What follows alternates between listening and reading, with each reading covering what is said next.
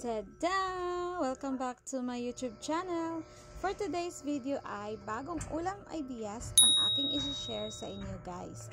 Para pag wala kayong maisip na ulam ay pwede nyo itong gawin dyan sa inyong mga tahanan. Okay? Okay. So, nailagay ko na ang ating garlic. Tapos, isusunod ko na dito guys yung ating onion. Ayan. Haluin ko lang siya saglit. Tapos, lagay ko na ang ating sibuyas. Ayan.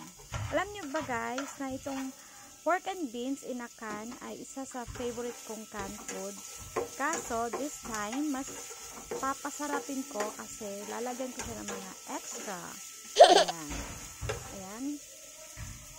Hintayin ko lang siya guys na mag-brown. Ayan. Pag once na brown na siya guys, ayan, ilalagay ko na dito ang ating hotdog. Ayan. Tapos stir fry lang ng hotdog hanggang mag-brown. Tapos lagay na natin dito yung ating pork and beans. Yes, may pork and beans. Ayan. Napakadali lang nito guys. Ayan. Halo-halo konti. Ayan, perfect. Okay, so lagay na natin yung pork and beans. So ayan lang guys, mix. Ayan, mix lang. A few moments later. And then, ito na yung final moment natin guys. Ilalagay na natin ang ating itlog. Ayan. Nagbubutas sa kunwari ako nito guys. Para dyan ko ilagay yung ating itlog. Ayan. Dalawang egg lang ang ilalagay ko kasi dalawa lang kaming kakain. Oo nga, dalawa lang kami. So, ayan.